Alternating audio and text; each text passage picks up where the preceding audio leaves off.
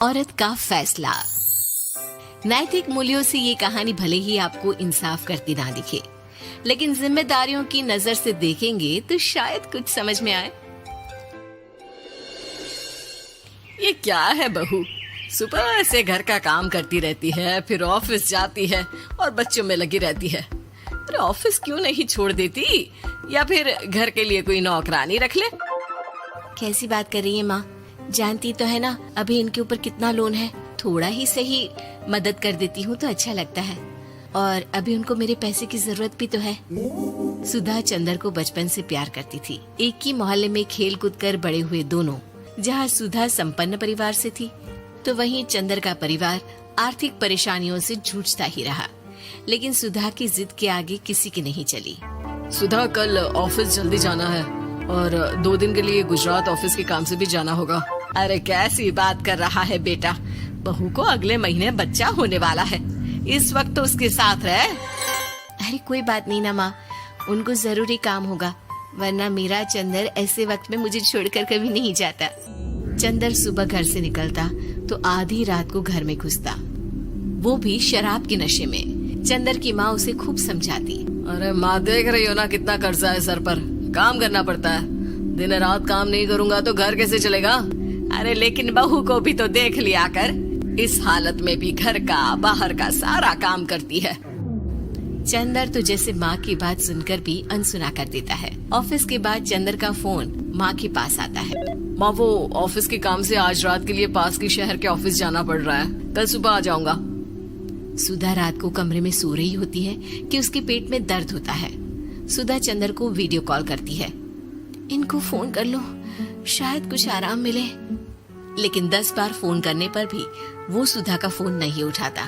Office के काम से गए हैं, हो सकता है बिजी हो। कितनी मेहनत कर रहे हैं हम लोगों के लिए। सुधा सो तो जाती है, लेकिन अकेले उसे कमरे में डर लगता है। अगले रोज चंदर घर आता है, जहाँ सुधा ऑफिस जाने के लिए तैयार हो रही थी। तुम आज भी ऑफिस जाओगे? कल रात भर तो ड्यूटी की है, थक जाओगे, छुट्टी ले लो ना। अरे नहीं, कैसी बात कर रही हो, ये तो पॉसिबल ही नहीं है। अच्छा रुको, मैं जल्दी से तुम्हारा खाना और नाश्ता बना देती हूँ। बेचारी सुधा ऑफिस जाना छोड़कर लग जाती है पति के लिए खाना बनाने, उसके कपड़े प्रेस करने और जरूरत का सामान मुहैया कराने के लिए। हो सके तो रात की ड्यूटी मत लिया करो ना, मुझे बहुत डर लगता है। अरे यार क्या है, तुम तो ऐसे बिहेव कर रही हो कि तुम ही अकेली हो जिसे बच्चा होने वाला है। इतने लोगों के पति जो काम के सिलसिले में बाहर होते हैं, उनका क्या? सुधा को चंदर के मुंह से ये बातें अजीब लगती है। अरे हुआ क्या है तुमको? पहले तो तुम मेरा कितना ख्याल रखते थे, मेरे पास रहते थे, मेरी दवा से लेकर खाने पीने तक का सारा ख्याल। और अब इस बार तो तुम एक दफा भी मेरे साथ डॉक्टर के पास नहीं आए, क्यों? अरे पागल हो गई हो क्या? पागल वाली बात कर रही हो। काम धंधा देखो या फिर तुम्हें लेकर टहलता फिरो। और मुझे शुक्रवार की रात को काम से निकलना है, सोमवार आऊंगा। सुधा को समझ में नहीं आता कि क्यों अचानक से चंदर को फील्ड का काम मिल गया है।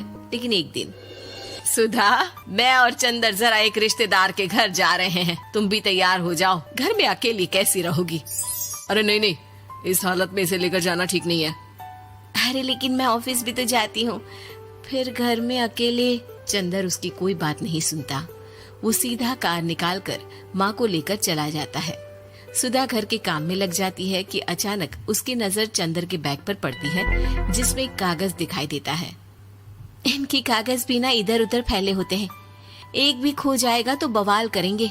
लेकिन जैसे ही सुधा वो कागज खोल कर देखती है तो वो सदमे में आ जाती है। दरअसल वो कागज नहीं, बल्कि चंदर और उसके ऑफिस में काम करने वाली लड़की चांदनी की गोवा की टिकट होती है। सुधा चंदर के बैग को खोलकर देखती है तो उसे होटल के बिल से लेकर महंगे गिफ्ट्स और दूसरे शहरों के टिकट मिलते हैं। सुधा को समझते देर नहीं लगती कि उसका पति किसी और लड़की के साथ है। चंदर के आने पर सुधा उससे बात करती है। अरे नहीं, ऐसा कुछ नहीं है, तुमको गलत फहमी हो गई है। लेकिन जब सुधा के सवाल तीखे हो जाते हैं तो चंदर को अपनी गलती माननी पड़ती है और वो सुधा से माफी मांग लेता है। सुधा फैसला कर लेती है कि वो चंदर को छोड़ देगी। बच्चे और सामान को लेकर वो घर से निकल ही रही होती है कि सास उसे रोकती है। कहाँ जाएगी बेटा, रुक जा। चंदर को सुधा का जाना खल नहीं रहा था। वो झूठे मुंह भी उसे रोकने की कोशिश ही नहीं कर रहा था। सुधा चंदर को देखती है और मायके चली जाती है। मायके में माँ कहती है, अरे आज से कैसे घर छोड़कर आ गई? कौन सा चंदर तुझे छोड़ रहा था? माफी तो मांग ली थी ना। देखो बेटा, बेटी डोली में जाती है और अर्थी में ही निकलती है। पर पापा, मेरा आत्मसम्मान, उसका क्या? आपने मुझे पढ़ाया लिखाया है, इस लायक बनाया कि मैं खुद का खर्चा उठा सकूं, बेटी को पढ़ा सकूं, एक अच्छा जीवन पाऊं। अरे लेकिन पति की जरूरत तो होती है ना सुधा दीदी, और अगर आपको नहीं है तो इस बच्ची का सोचो जो अपने पिता से इस कदर जुड़ी है। आने वाले बच्चे की सोचो जिसके आने से पहले ही आपने पिता का प्यार से दूर करने की सोच ली। सुधा फोन देखती है लेकिन चंदर का कोई कॉल नहीं होता। वो समझ नहीं पाती कि अपने आत्म सम्मान के बारे में सोचे या बच्चों के बारे में। मम्मी, हम नाना नानी के घर से दादी और पापा के पास कब जाएंगे? नहीं जाएंगे बेटा, अब यहीं रहेंगे। नहीं मम्मी, मैं पापा के पास जाऊंगी, मुझे दादी के साथ रहना है। और मेरे साथ? हाँ, आपके साथ भी तो, सबके साथ माँ। देखो सुधा दीदी, आपके सर पर पिता का साया होना जरूरी होता है। अपने घमंड के लिए पिता और बेटी को अलग मत करो। सुधा अब सामान उठाकर अपने ससुराल जाने लगती है, लेकिन मन में सवाल रह जाता है कि जिसे दुनिया घमंड समझ रही है वो उसका आत्मसम्मान था। चंदन ने माफी जरूर मांग ली, लेकिन कभी ये एहसास नहीं दिलाया कि वो सिर्फ उसी का है।